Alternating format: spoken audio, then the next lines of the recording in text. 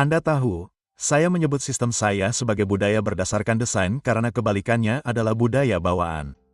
Dan budaya bawaan organisasi adalah hierarki, perintah dan kontrol, serta kurangnya kepercayaan. Dan kita dapat melacaknya. Bahkan, dalam buku saya akan melakukan promosi diri yang tidak tahu malu untuk buku saya. Tentu saja, dalam buku saya, Transformasi dari Potensi ke Praktik, saya melacaknya kembali setidaknya ke pasukan Romawi. Dan saya baru-baru ini membaca beberapa hal yang mengatakan bahwa itu kembali lebih jauh dari itu. Dan mungkin ada saat ketika itu diperlukan dan tepat. Namun, maju cepat ke abad ke-20 dan Anda akan melihat seorang pria bernama Frederick Taylor, yang dianggap sebagai bapak manajemen modern, yang pada dasarnya berkata, "Lihat, tidak ada seorang pun yang ingin bekerja. Anda harus berdiri di atas mereka dan memastikan mereka bekerja dan jangan mempercayai mereka."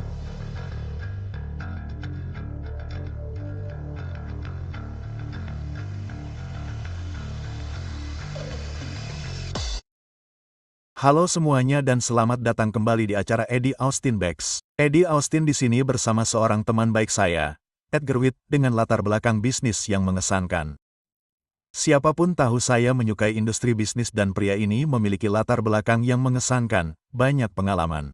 Saya tidak sabar untuk mewawancarainya di sini di podcast ini. Kalian akan mendapatkan banyak sekali informasi berharga, saya yakin. Jadi, tetaplah di sini. Mulailah, temanku. Terima kasih, Eddie. Senang berada di sini. Saya sangat menghargai kesempatan untuk berbicara dengan Anda dan audiens Anda. Hanya untuk melihatnya sekilas. Saya bekerja dengan para eksekutif senior dan tim kepemimpinan untuk mengubah budaya organisasi dan kapasitas kepemimpinan.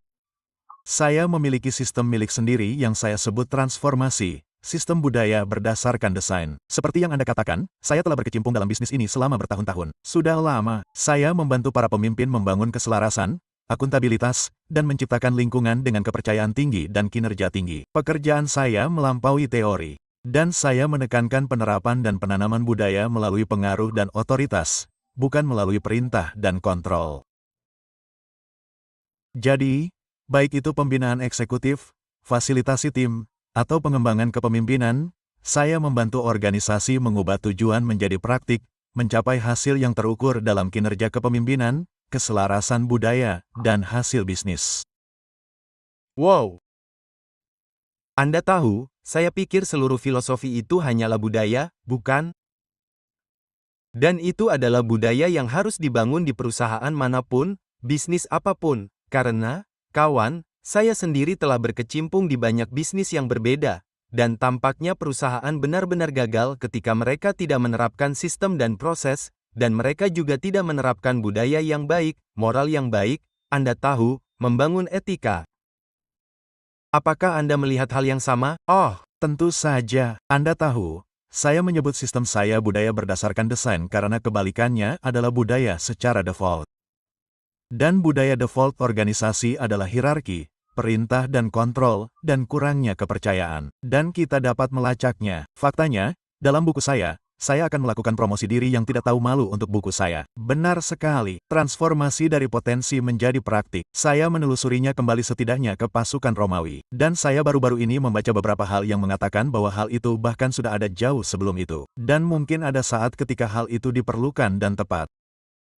Namun maju cepat ke abad ke-20 dan Anda memiliki seorang pria bernama Frederick Taylor yang dianggap sebagai bapak manajemen modern yang pada dasarnya berkata, "Lihat, tidak ada yang mau bekerja. Anda harus berdiri di atas mereka dan memastikan mereka bekerja dan jangan mempercayai mereka karena begitu Anda berpaling, mereka akan menjadi bodoh." Dan menerapkan semua sistem komando dan kontrol ini ke dalam organisasi berdasarkan budaya yang saya simpulkan seperti ini.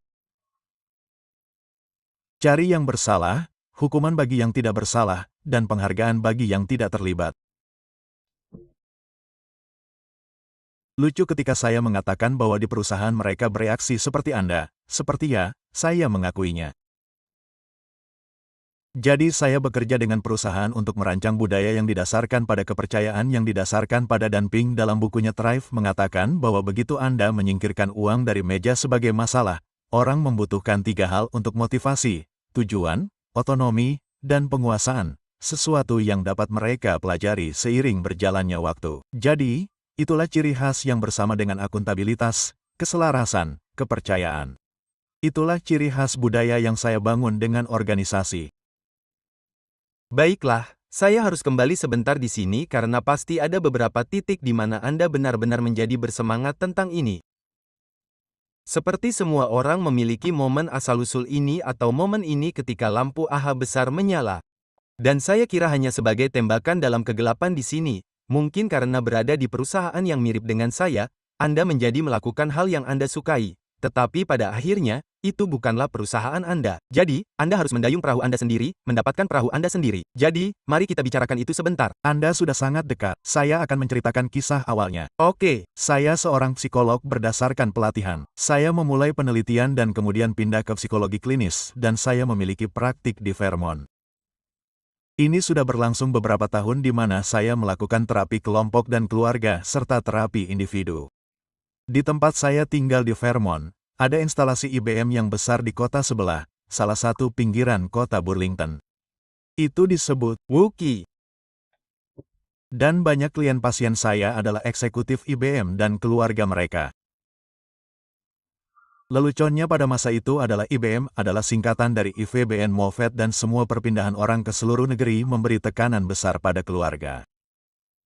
Jadi saya memiliki praktik yang cukup berkembang dengan itu. Dan kemudian beberapa eksekutif IBM ini bertanya kepada saya, bisakah saya melakukan hal yang sama? Bisakah saya bekerja dengan tim mereka, sehingga tim mereka bisa bekerja sama dengan lebih baik? Hanya saja seperti saya bekerja dengan keluarga mereka, sehingga keluarga mereka bisa rukun. Dan saya masih muda dan bodoh, dan saya tidak tahu bagaimana mengatakan tidak. Jadi saya berkata, tentu, saya pikir sebagian besar karir saya dihabiskan untuk belajar dengan praktik, jadi saya akan mencobanya. Hal terburuk yang bisa terjadi adalah tidak berhasil. Ya, itu berhasil dengan sangat baik, dan saya menyadari bahwa orang-orang yang seperti yang Anda katakan, apa yang saya lihat pada orang-orang ini, tidak hanya di IBM, tetapi juga di perusahaan lain, adalah orang-orang yang akan bekerja. Mereka menghabiskan setidaknya sepertiga hidup mereka di tempat kerja, dan mereka membencinya, atau jika mereka tidak membencinya, mereka tidak menyukainya. Mereka tidak melakukan apa yang tidak mereka lakukan. Mereka tidak merasa memiliki apapun seperti yang Anda katakan, itu bukan perusahaan mereka. Mereka tidak merasa terlibat, mereka tidak merasa membuat perbedaan.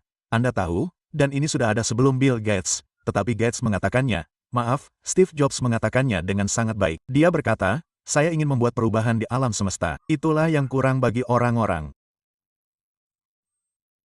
Jadi, saya menjalani karir ketiga saya sebagai psikolog, beralih dari penelitian ke psikologi klinis ke psikologi organisasi, dan mulai bekerja terutama dengan para eksekutif senior, orang-orang yang umumnya memiliki jabatan CEO, COO, dan kemudian dari sana turun ke organisasi, tim kepemimpinan hingga ke lantai produksi, melembagakan budaya baru yang menghasilkan hasil yang terukur. Keterlibatan karyawan yang lebih besar, kepuasan karyawan yang lebih besar, berkurangnya ketidakhadiran, peningkatan produktivitas, peningkatan profitabilitas. Jadi, Anda tahu, sisanya, seperti yang mereka katakan, adalah sejarah. Saya telah melakukan itu sekarang selama lebih dari 40 tahun, di seluruh dunia, beberapa perusahaan terbesar di dunia, tetapi juga perusahaan rintisan, lembaga nirlaba, Dell. Wah, Anda sangat bijaksana dengan perjalanan Anda dan membangun budaya, benar-benar dengan Said terlebih dahulu, karena saya merasa disitulah hal itu benar-benar perlu diubah. Karena saya melihat banyak orang Said, eksekutif Said, yang membawa begitu banyak beban sehingga mereka tidak mengerti. Anda tahu, seberapa besar dampaknya mereka memengaruhi orang-orang di bawah mereka? Anda tahu, para pemimpin masa depan. Dan saya merasa ketika mereka tidak senang dengan budaya perusahaan dan tidak menyadari bahwa merekalah budayanya, merekalah yang menciptakan budaya, yang menciptakan moral, mereka tidak dapat melihat di luar kotak, dan mereka menjadi. Tepat sekali, benar, perubahan budaya, ini adalah pelajaran yang saya pelajari dengan cara yang sulit selama 40 tahun terakhir. Perubahan budaya harus datang dari atas. Tidak bisa hanya di atas, tetapi harus dimulai dari atas. Dan metafora yang saya gunakan adalah SAWT, puncak organisasi. Sekarang, saya terkadang mengatakan, SAWT, ini adalah sebuah divisi. Dengan kata lain, di perusahaan besar seperti ketika saya bekerja di HP, saya bekerja di Injet, bukan di seluruh perusahaan. Jadi, itu adalah manajemen puncak, pimpinan puncak Injet. Tetapi puncak perusahaan adalah mesin yang mendorong perubahan. Manajemen menengah adalah penggeraknya. Oke. Mereka menerjemahkan energi dari manajemen atas, manajemen puncak ke dalam organisasi dan kemudian organisasikan seluruh organisasi, supervisor, direktur hingga ke lantai produksi. Disitulah letaknya hubungan erat. Itulah roda yang berputar. Dan saya telah meraih kesuksesan yang sangat baik. Saya akan memberi Anda sebuah contoh. Saya sekarang bekerja dengan sebuah perusahaan di Afrika. Itu sebenarnya sebuah bank di Afrika Selatan. Dan itu adalah bank dengan, saya tidak ingat persis, 60 atau 70 cabang. Goodsis Bank, dan dimiliki oleh perusahaan induk bank yang lebih besar. Saya mulai bekerja dengan mereka hampir 3 tahun yang lalu. Sekarang bekerja dengan para petinggi se-AWT, CEO, dan bawahan langsungnya. Menciptakan budaya baru ini sebagai bagian dari pekerjaan yang kami lakukan dengan mereka. Mereka menciptakan serangkaian apa yang kami sebut praktik budaya baru yang kemudian mereka terapkan ke organisasi. Jadi langkah kami berikutnya adalah kami mengambil seseorang. Saya rasa saya melebih-lebihkan jumlah cabang. Saya memikirkan hal lain. Mereka memiliki 20 atau 30 cabang. Kami mengambil satu orang dari setiap cabang. Mengadakan lokakarya dengan mereka tentang praktik budaya dan khususnya tentang bagaimana cara mengomunikasikannya, bagaimana cara mengajarkannya, bagaimana cara menerapkannya ke dalam perusahaan untuk diterapkan sehingga menjadi bagian dari struktur perusahaan. Sekarang, kami masih mengerjakannya. Kami masih bekerja. Bahkan, kepala dari apa yang mereka sebut inisiatif budaya kinerja tinggi baru saja diangkat menjadi wakil CEO. Kami akan melakukan pekerjaan intensif dengannya serta dengan apa yang mereka sebut sebagai duta besar atau juara untuk budaya baru. Jadi, itulah sistemnya. Itulah sistem budaya berdasarkan desain dalam ekspresi terlengkapnya. Kami memiliki perusahaan lain yang bekerja sama dengan kami di mana kami masih di tingkat C-suite untuk menyelesaikannya, tetapi pada akhirnya yang kami cari adalah untuk menerapkannya. Namun di sisi lain, kami memiliki kasus di mana dan saat itulah saya katakan kami mempelajarinya dengan cara yang sulit. Saya bekerja dengan salah satunya, itu adalah badan pemerintah kota di kota yang sangat besar di Teluk. Saya tidak akan mengatakan siapa, tetapi mereka memiliki banyak bukit. Dan ini adalah bagian dari pemerintah kota yang menjalankan semua transportasi di kota, bus, taksi, kereta bawah tanah, parkir, semuanya. Dan kami dilibatkan untuk bekerja dengan mereka oleh kepala staf hingga direktur eksekutif, CEO. Dan tidak, Anda tahu, kami memberitahu CE, Anda harus berada di belakang. Memberitahunya semua yang baru saja saya katakan. Dan kami memberitahu dia satu hal lain yang penting. Kami memberitahu dia, ini akan menjadi berantakan. Ya. Dan Anda harus tetap melakukannya saat keadaan menjadi kacau. Ya. Memang kacau. Dia tidak melakukannya dan seluruh upaya itu gagal dan mereka membuang banyak uang. Jadi, jika CEO tidak sepenuhnya mendukung kita, seperti yang terjadi di bank di Afrika, misalnya, tidak sepenuhnya mendukung kita, tetapi sepenuhnya mendukung upaya perubahan, dan mengetahui, Anda tahu, ada alasan mengapa sampul buku saya bergambar kupu-kupu. Dan alasannya adalah, orang mengira hal ini terjadi saat seekor ulat merangkak ke dalam kepompong, waktu berlalu, dan seekor kupu-kupu muncul dengan segala kemegahannya. Nah, bukan itu yang terjadi. Yang terjadi adalah ulat masuk ke dalam kepompong dan ia larut. Apa yang ada di dalam kepompong itu, yang sekarang disebut kepompong, yang berkembang di sana dimulai dengan lendir, ulat yang larut, yang kemudian berubah menjadi kupu-kupu. Tetapi jika Anda tidak melalui tahap yang berantakan itu, tahap lendir itu, saat Anda tahu jika Anda misalnya memotong kepompong itu terbuka, karena Anda ingin mendapatkan kupu-kupu lebih cepat, Anda tidak akan menemukannya. Yang akan Anda temukan adalah lendir dan tidak akan pernah berkembang. Jadi dalam transformasi organisasi trans, Anda harus bersedia menoleransi kekacauan itu dan yang terpenting Anda harus bersedia dan bersemangat untuk membuat kesalahan. Saya katakan bahwa perubahan budaya terjadi dengan 3 komponen. Praktik dari waktu ke waktu dalam komunitas. Ketiganya sangat penting. Anda mempraktikkan praktik budaya baru, cara hidup baru, cara berinteraksi baru, cara berkomunikasi baru. Itu butuh waktu dan itu bukan sesuatu yang Anda lakukan sendiri. Anda melakukannya sebagai sebuah kelompok. Dan seperti halnya apapun, keterampilan baru apapun, Anda akan membuat kesalahan. Dan kesalahan adalah tempat Anda belajar karena disitulah Anda menemukan tempat Anda terjebak dalam budaya default. Meham. Ketika keadaan menjadi sulit dan Anda kembali ke perintah dan kontrol karena, Anda tahu, kami bahkan memberitahu orang-orang, lihat, ada tempat untuk perintah dan kontrol. Jika gedung terbakar, suruh orang-orang keluar. Jangan mengadakan rapat. Ya, itu terjadi ketika keadaan menjadi sulit-sulit yang cenderung terlalu sering digunakan. Nah, Metafora yang indah dengan kupu-kupu dan saya pikir itu sangat benar karena saya sangat mementingkan pola pikir dan Anda tahu semua orang yang saya latih banyak orang di bidang real estate dan banyak orang percaya dan itu adalah masyarakat gelombang mikro. Mereka datang kepada saya dengan keyakinan bahwa real estate adalah masyarakat gelombang mikro. Menjadi kaya dengan cepat, Anda tahu, lakukan beberapa hal dan Anda menjadi jutawan. Tetapi kenyataannya adalah Anda harus menjadi orang yang berbeda untuk mengelola $1 juta. Dan Anda tahu, ada penggalangan modal. Ada banyak bagian yang bergerak untuk itu. Tetapi yang sebenarnya harus diubah dan apa yang kami latih adalah kami melatih orang tersebut untuk menjadi orang yang berbeda. Anda tahu, untuk membaca buku-buku pendidikan, untuk meluangkan waktu, dan untuk melihat lebih dalam untuk memahami apa alasan Anda. Seperti apa nomor kebebasan utama Anda. Nomor kebebasan, tidak hanya membayar tagihan, tetapi juga, Anda tahu, siapa yang akan Anda pengaruhi di sepanjang jalan. Apakah Anda akan mulai membayar ibu Anda gaji sehingga dia bisa pensiun sepenuhnya karena dia sudah cukup umur, melewati usia pensiun? Pasti ada beberapa hal besar yang terkait dengan ini. Dan saya pikir Anda harus mengikat hal-hal itu. Dan saya ingin saran Anda tentang ini. Anda harus mengikat hal-hal itu karena ada semacam atau perasaan yang 2000% benar bahwa Anda harus menjadi hampir tidak ada. Seperti ulat masuk dan sepenuhnya berubah menjadi lendir. Tidak kehilangan semua bentuk kehidupannya karena ia hidup kembali sebagai kupu-kupu. Tetapi Anda hampir harus benar-benar, Anda tahu, menempatkan diri Anda dalam penggiling di sini dan benar-benar keluar sebagai sesuatu yang lebih indah dan transparan dan luar biasa di sisi lain.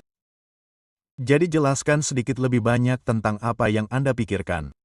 Pertama-tama, itu benar-benar brilian semua yang Anda katakan. Apa yang Anda gambarkan, paruh pertama buku saya adalah tentang transformasi pribadi. Paruh kedua adalah organisasi. Dan apa yang Anda gambarkan adalah transformasi pribadi tanpa menjelaskan terlalu banyak detail karena kita tidak punya waktu. Itu bukan subjeknya. Manusia jika Anda bicaralah dengan seseorang dan mereka akan memberitahu Anda bahwa saya sangat berhati-hati dengan uang dan Anda berkata, mengapa Anda sangat berhati-hati dengan uang? Ya, memang begitulah saya. Kita punya gagasan yang disebut, ya, memang begitulah saya. Gagasan itu terbentuk sejak sangat awal dalam kehidupan, sekitar usia 4 tahun. Seorang guru saya, Eric Byrne, yang menulis buku berjudul Games People Play bertahun-tahun lalu, yang sekarang sudah meninggal, biasa berkata bahwa ada pertanyaan penting yang harus dijawab setiap orang saat mereka berusia 4 atau 5 tahun. Pertanyaan itu adalah, apa yang harus saya lakukan untuk bertahan hidup di sini? Jadi, Anda melihat sekeliling, Anda meniru orang tua Anda melihat apa yang membuat orang tua Anda tersenyum dan apa yang membuat mereka cemberut atau bahkan membentak Anda. Dan Anda membuat keputusan tentang bagaimana Anda nantinya. Keputusan itu bukan keputusan sadar karena, pertama, hingga usia sekitar 10 tahun, manusia tidak dapat berpikir secara abstrak. Kita tidak memiliki kemampuan itu. Jadi, semuanya konkret. Jika Anda mengatakan anak laki-laki tidak menangis, itu bukan abstraksi seperti inilah anak laki-laki. Itulah kamu, seorang anak laki-laki. Kamu tidak menangis. Dan itu terkunci. Jadi ketika orang-orang melakukan sesuatu seperti itu, misalnya, kamu mengatakan ide tentang skema cepat kaya atau ide cepat kaya, yang tidak terbatas, seperti yang kamu tahu, pada real estate. Bukan. Faktanya, saat ini di bidangku, semua orang menjadi pelatih karena mereka pikir itulah cara untuk cepat kaya. Omong-omong, itu tidak benar. Ide seperti itu berakar di suatu tempat di sepanjang garis orang yang memutuskan bahwa dalam hidup ada jawaban yang mudah.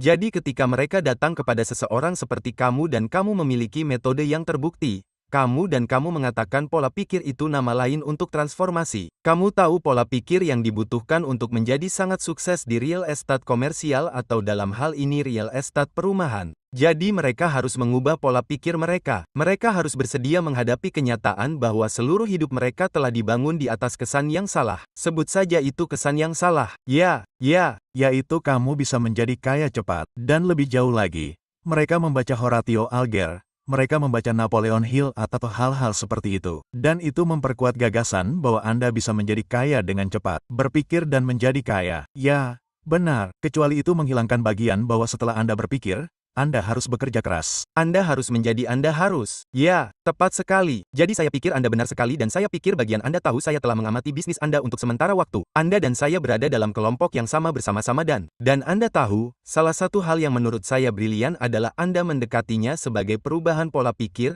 atau transformasi pribadi. Dan orang-orang yang sukses adalah mereka yang bersedia melalui itu. Yang, dalam istilah manusia, istilah transformasi pribadi, adalah banyak ketidaknyamanan yang sangat kuat. Dan banyak rasa takut dan banyak pengambilan risiko. Anda tahu, saya pikir mereka yang melangkah sangat jauh, termasuk saya. Saya tidak mengatakan saya telah melangkah sangat jauh, tetapi saya telah diberkati dengan banyak hal sejauh ini. Tetapi pada saat yang sama, saya harus merasa nyaman dengan merasa sangat tidak nyaman.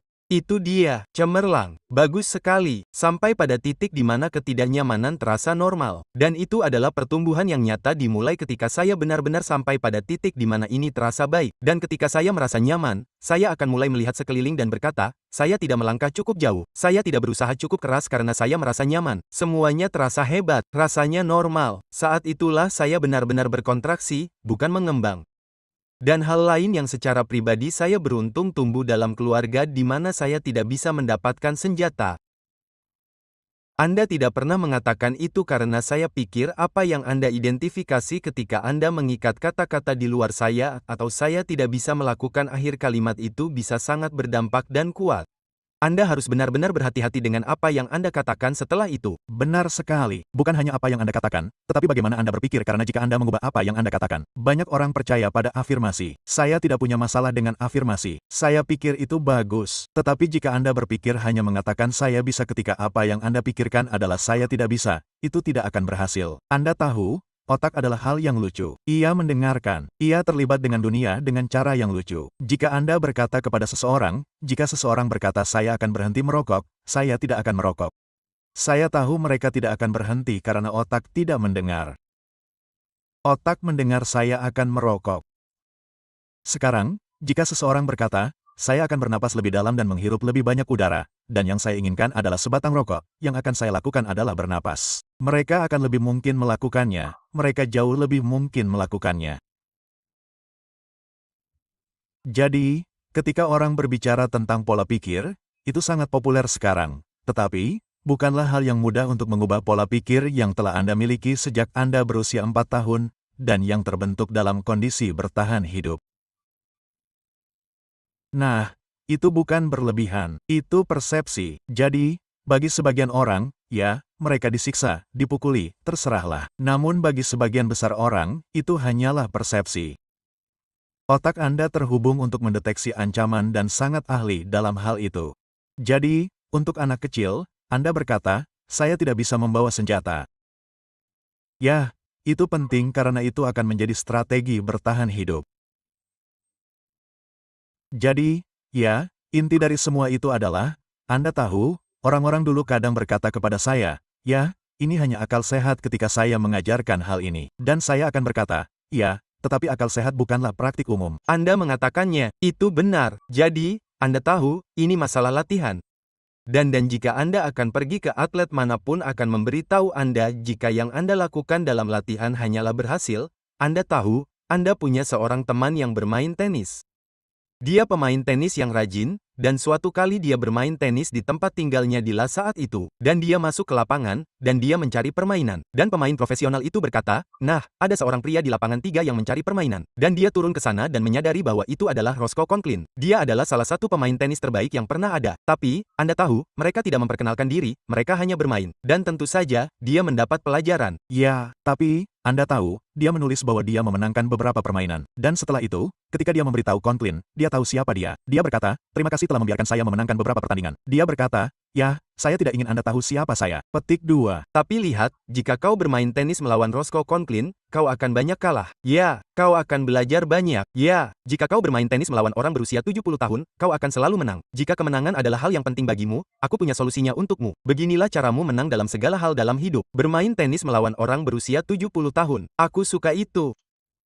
Kau tahu, itu adalah kisah yang sangat menyentuh hati yang baru saja kau katakan karena ayahku adalah pemain biliar yang hebat.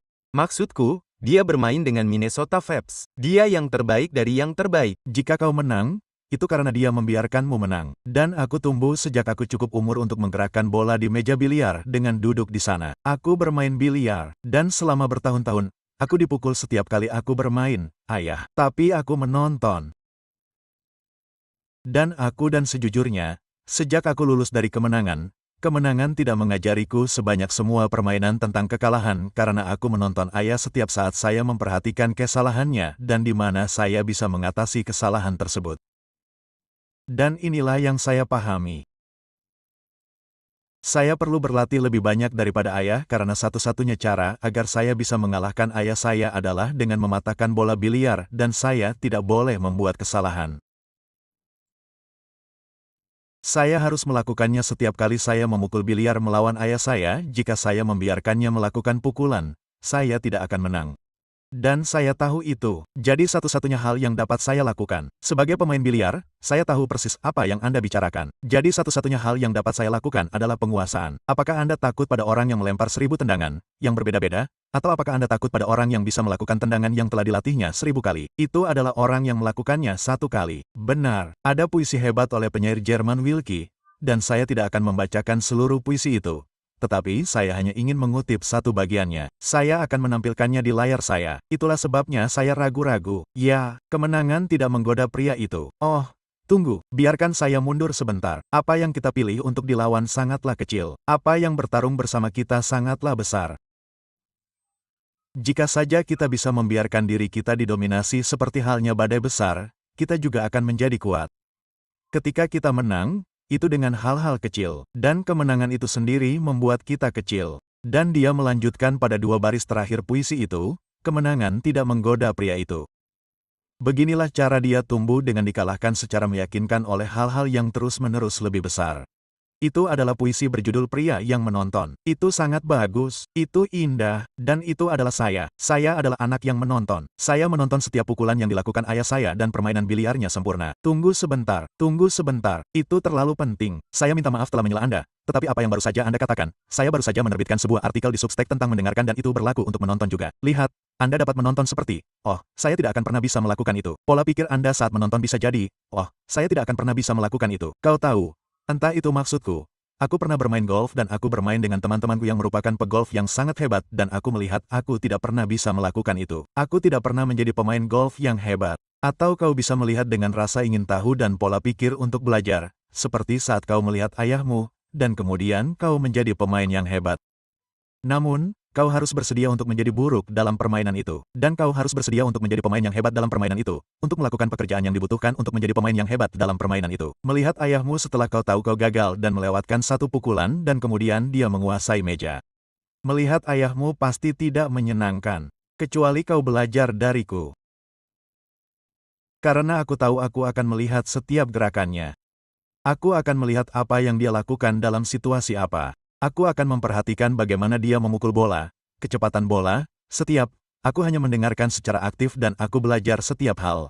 Aku bertanya padamu tentang itu, Eddie. Bagaimana kau tahu apa yang harus diperhatikan? Bagaimana kau tahu apa yang penting? Karena ada pola dan aku akan menyadari. Kau tahu, karena setiap kali Anda memecahkan bola. Tidak, Anda tidak menjawab saya. Lihat, saya mengerti apa yang Anda katakan. Apa yang Anda katakan itu benar, tetapi itu tergantung pada bagaimana Anda tahu apa yang harus ditonton. Dan saya berani bertaruh bahwa Anda tidak tahu apa yang harus ditonton. Jadi Anda menonton semuanya. Itu Anda 100% benar. Dan itulah masalahnya.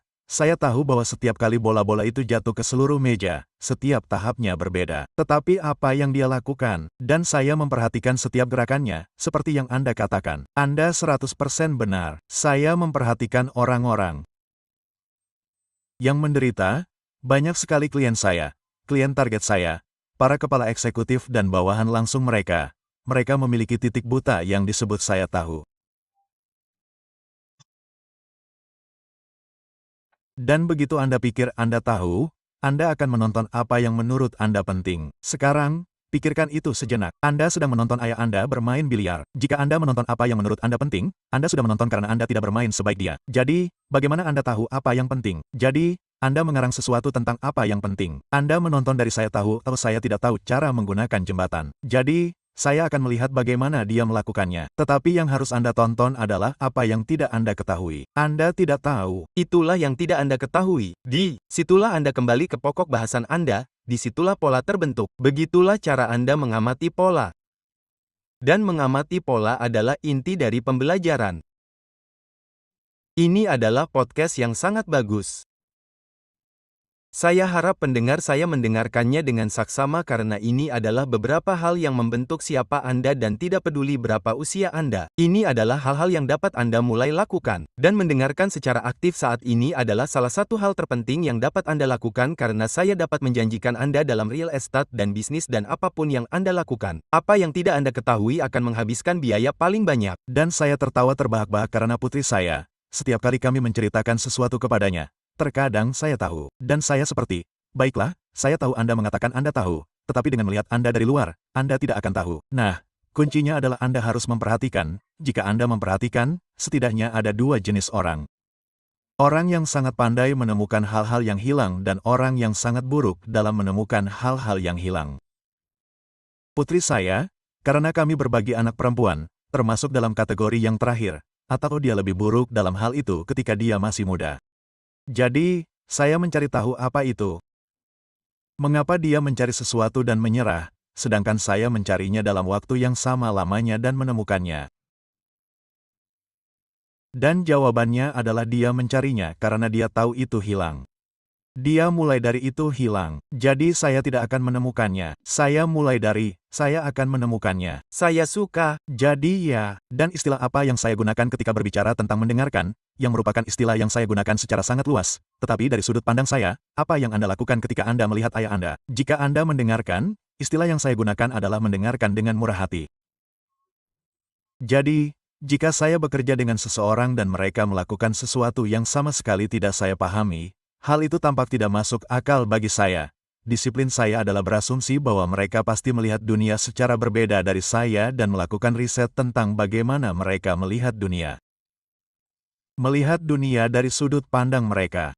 Sekarang, Anda sebagai penjual, Anda melakukan ini sepanjang waktu karena setiap penjual yang baik menempati dunia pelanggan. Mereka tidak memaksa pelanggan untuk masuk ke dunia mereka. Itu penjual yang buruk. Bukan. Jadi, kemurahan hati dengan berasumsi pertama-tama bahwa ada sesuatu yang tidak Anda ketahui bahwa semuanya melihat ini adalah apa yang saya ketahui. Saya tidak pernah melakukan sesuatu yang tidak masuk akal bagi saya saat itu. Jadi, saya berasumsi bahwa itu berlaku untuk semua orang. Memang. Jadi, jika itu masuk akal bagi mereka dan itu tidak masuk akal bagi saya, maka saya harus tahu seperti apa dunia mereka, yang membuat dunia seperti apa. Saya tidak akan serta-merta mengadopsinya, tetapi saya ingin memahaminya. Apa itu dunia yang masuk akal? Jadi kemurahan hati berarti menganggap niat positif, menganggap orang lain tidak gila, bodoh, atau... Baiklah, ada hal lain juga, kawan. Jadi ini adalah percakapan yang hebat, tetapi saya ingin kembali ke masa kecil juga dan ini juga yang banyak saya ajarkan dan saya ingin perspektif Anda tentang ini. Anda tahu, saya memberitahu orang-orang, lihatlah, Anda perlu menyempurnakan angka kebebasan Anda. Anda perlu memahami dengan tepat apa yang Anda inginkan dari kehidupan. Lihat, kita tidak di sini untuk waktu yang lama. Jadi tidak ada yang salah dengan menghasilkan uang sebanyak yang Anda bisa dalam waktu singkat. Jangan butuh waktu lama untuk menghasilkan uang dalam jumlah besar karena siapapun dapat melakukannya. Tetapi dibutuhkan keahlian nyata untuk menghasilkan banyak uang dalam waktu singkat. Tidak ada yang akan menyalahkan Anda untuk itu. Dan yang lebih mudah adalah menghasilkan sejumlah kecil uang dalam waktu yang lama. Itu benar-benar, itulah bagian termudah dalam hidup. Itulah tombol yang mudah. Dan banyak orang memilih untuk menekan tombol yang mudah. Itu menjadi dipekerjakan dengan gaji yang rendah dan bahkan mungkin memiliki lulusan perguruan tinggi. Yaitu melakukan pekerjaan yang mereka pelajari di sekolah dan mereka menyukainya, tetapi mereka tidak menghasilkan banyak uang. Anda harus menginginkan ini sama buruknya dengan Anda. Sama buruknya dengan Anda bernapas. Dan saya juga, saya selalu memberitahu orang-orang, lihat, Anda tahu, ketika Anda masih kecil dan Anda melepaskan sofa untuk berjalan ke meja kopi, itu karena Anda terus melihat orang-orang berjalan-jalan, dan itu adalah minat yang besar bagi Anda, minat yang besar untuk melihat orang lain berjalan-jalan, dan Anda tahu bahwa Anda tidak dapat melakukan itu. Jadi, Anda harus melakukannya dengan rasa ingin tahu seperti anak kecil dan Anda harus berkata, saya ingin berjalan sama buruknya dengan saya melihat orang lain melakukannya. Dan inilah perbedaannya. Pada saat itu, Anda tidak benar-benar mengerti seperti apa rasanya sakit atau terjatuh atau akibat dari berjalan, terjatuh, dan melakukan semua hal itu. Jadi, Anda tidak takut untuk melepaskan meja kopi dan melakukannya. Lalu Anda terjatuh, lalu bangkit kembali, dan terus melakukannya. Anda harus memiliki rasa ingin tahu seperti anak kecil dan Anda harus memperhatikan seperti yang Anda katakan. Anda harus dengan murah hati mendengarkan dan memperhatikan orang lain untuk melihat apa yang mereka lakukan. Lalu akhirnya Anda berjalan, lalu dari berjalan Anda menjadi orang yang bisa berlari. Anda tahu? Dan beberapa orang terus mendobrak batasan pelari tercepat, itu benar sekali 100%. Satu-satunya hal yang ingin saya tambahkan adalah Anda tidak hanya harus menginginkannya dengan sungguh-sungguh, Anda harus memiliki keberanian. Dan orang-orang tidak memahami keberanian. Mereka pikir keberanian berarti Anda tidak takut. Keberanian berarti dua hal. Itu berarti bertindak saat menghadapi rasa takut. Hanya memiliki rasa takut dan bertindak apa adanya. Dan hal lainnya adalah keberanian datang dan Ubeni Brown yang merupakan salah satu orang terpintar di dunia mengemukakan hal ini saat ia bekerja tentang keberanian. Ia mengatakan akar kata keberanian adalah hati. Jadi keberanian adalah melakukan sesuatu dengan sepenuh hati. Ya, itulah yang dimaksud dengan menginginkannya. Itulah yang dimaksud dengan saya menginginkannya seperti napas saya berikutnya. Anda tahu Churchill berkata bahwa keberanian adalah bangkit dari kegagalan demi kegagalan tanpa mengurangi antusiasme. Dan yang paling penting, Eddie dan saya tahu Anda tahu ini dan saya tahu pendengar Anda tahu itu. Anda harus bersedia gagal. Kita harus menghilangkan stigma dari kegagalan karena jika Anda tidak gagal, seperti yang Anda katakan, jika Anda terlalu nyaman, maka Anda tidak akan berhasil. Anda tahu, Anda tidak akan berkembang. Jika Anda berkembang, Anda akan gagal. Jika Anda tidak gagal, itu bukanlah suatu kemajuan. Bukan? Nah, orang-orang yang tidak pernah gagal tidak pernah mencoba. Dan juga, saya punya orang-orang, mereka mengerti, mereka salah paham. Mereka berkata, Eddie, Anda sangat percaya diri. Anda berbicara dengan penuh keyakinan. Petik 2. Dan saya seperti, itu karena saya punya banyak keberanian. Itu benar. Saya sering gagal dan kemudian saya mendapatkan gairah saya. Ya, kepercayaan diri datang dari tindakan. Tepat sekali. Anda tidak mendapatkan kepercayaan diri hanya dengan memulai. Tepat sekali. Namun keyakinan datang dari gairah. Dan itulah yang Anda miliki. Dan seperti yang Anda lihat, saya juga cukup bersemangat dengan apa yang saya lakukan. Itulah sebabnya kami. Ya, saya tahu. Jadi, mari kita beralih ke babak kilat. Saya punya 3 pertanyaan untuk Anda. Jawab saja langsung dari ingatan Anda. Buku nomor 1 yang Anda baca yang mengubah hidup Anda. Wah, saya tahu Anda bilang menjawab dari ingatan saya, tetapi saya membaca begitu banyak buku yang mengubah hidup saya. Saya akan memilih buku Games People Play karya Eric Berne. Apa itu? Games People Play. Buku itu ditulis pada tahun 70-an oleh Dr. Eric Berne. Berne. Dia adalah guru saya. Dan dialah yang benar-benar mengajarkan. Itu dan terapi Gestalt karya Fritz Mutiara. Itulah buku-buku yang membuatku berpikir dengan cara yang berbeda. Sebenarnya sekarang setelah aku punya kesempatan untuk berpikir sejenak, buku yang paling mengubah hidupku adalah buku berjudul Zen Mind Beginner's Mind karya Shinryo Suzuki. Sekali lagi, ini buku tahun 70-an. Masih sangat bagus. Salah satu yang terbaik, buku yang sangat kecil. Salah satu buku terbaik tentang Zen, bukan ritual atau agama, tetapi cara berpikir. Yah, aku sendiri suka buku-buku lama. Aku penggemar berat Napoleon Hill, jadi aku selalu menggali barang-barangnya dan membacanya. Dan tahukah kamu, semua orang yang membaca buku itu menulis buku-buku di zaman kuno. Dale Carnegie. Satu lagi, Dale Carnegie. Ya, sangat bagus. Kutipan favorit. Aku tahu kamu mengerti ucapannya harus melampaui jangkauannya atau untuk apa surga. Sekali lagi. Jangkauan seorang pria harus melampaui jangkauannya atau untuk apa surga. Oh, aku suka itu. Itu brownie. Ya. Bagaimana kamu menggunakan AI dalam bisnismu? Aku seorang pecandu. Saya menggunakan AI sepanjang hari. Saya menggunakannya untuk menulis ulang berbagai hal. Saya menggunakannya dalam jumlah yang sangat banyak untuk meneliti berbagai hal. Misalnya, jika saya punya janji dengan calon klien sore ini. Hal pertama yang saya lakukan setelah mendapat rujukan adalah menemui AI dan berkata, berikan semua informasi yang Anda miliki tentang perusahaan ini dan CEO ini. AI memberi saya laporan yang komprehensif. Setelah selesai, saya akan mencatat dari panggilan telepon yang dilakukan oleh AI. Saya akan mengambil pekerjaan yang telah dilakukan AI untuk saya ditambah informasi yang saya dapatkan dari rujukan, menggabungkan semuanya, dan berkata, oke, buatlah proposal yang sesuai dengan keinginan orang ini. Jadi, saya menggunakannya untuk riset. Saya menggunakannya untuk menulis dan saya menggunakannya untuk meningkatkan tulisan saya. Saya punya 3 buku dan ratusan artikel. Saya penulis yang cukup bagus, tetapi AI selalu meningkatkan apa yang saya lakukan. Ya, tidak. Saya pikir saya suka bercanda. Saya katakan, saya menyambut baik robot master kita. Saya akan memberitahu Anda tahu, jika Anda masih membutuhkan pikiran yang bijak untuk menulis perintah. Tetapi Anda dapat menggunakan perintah tersebut untuk membuat versi yang lebih baik. Versi yang lebih pintar karena ia selalu belajar dan Anda hanya perlu menulis perintah tersebut. Jangan takut, gunakan, terapkan. Saya sangat setuju. Saya sangat setuju. Saya termasuk pengguna awal, tetapi untuk yang ini, saya sangat setuju. Benar sekali, kawan. Nah, di mana audiens saya dapat menemukan Anda? Nah, cara termudah adalah LinkedIn, nama saya ada di pojok sana. Cari saja nama itu di LinkedIn. Cara lainnya adalah situs web saya, yaitu www.gurowitz.com.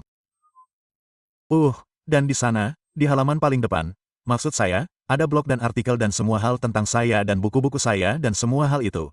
Tetapi yang paling penting, di halaman paling depan, Anda dapat menjadwalkan janji temu dengan saya untuk, Anda tahu, panggilan Zoom, tanpa biaya, untuk mencari tahu bagaimana saya dapat membantu. Saya melakukan pembinaan pribadi individu dan bukan pembinaan kehidupan, bisnis, pembinaan eksekutif, pekerjaan organisasi. Dan jika Anda memiliki sesuatu yang menurut Anda mungkin berguna bagi saya selalu siap untuk mengobrol. Saya selalu suka berbicara dengan orang-orang. Anda tidak dapat mengetahui dari ini bahwa saya suka berbicara. Baiklah, yang dapat saya katakan kepada Anda semua yang mendengarkan adalah pergilah buat janji temu itu. Jika Anda menjalankan bisnis ukuran apa yang paling cocok untuk Anda tangani? Ukuran apapun. Saya yakin ada ukuran yang Anda pikirkan untuk bekerja. Saya telah melakukan ini selama lebih dari 40 tahun. Saya telah bekerja di setiap benua, kecuali Antartika. Saya telah bekerja dengan perusahaan rintisan nirlaba. Sebagian besar pekerjaan saya adalah dengan perusahaan menengah hingga besar. Ketika saya melakukannya, saya pernah menangani merger dan akuisisi. Saya bekerja dengan usaha kecil hingga menengah.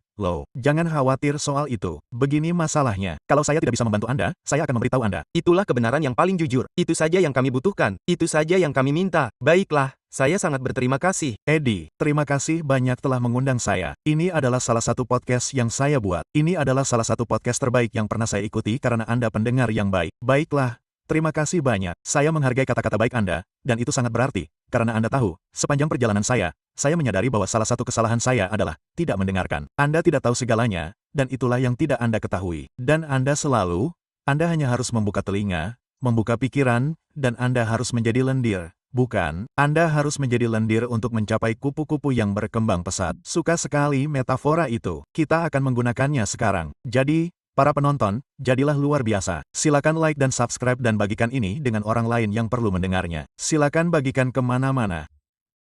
Sampai jumpa di episode berikutnya.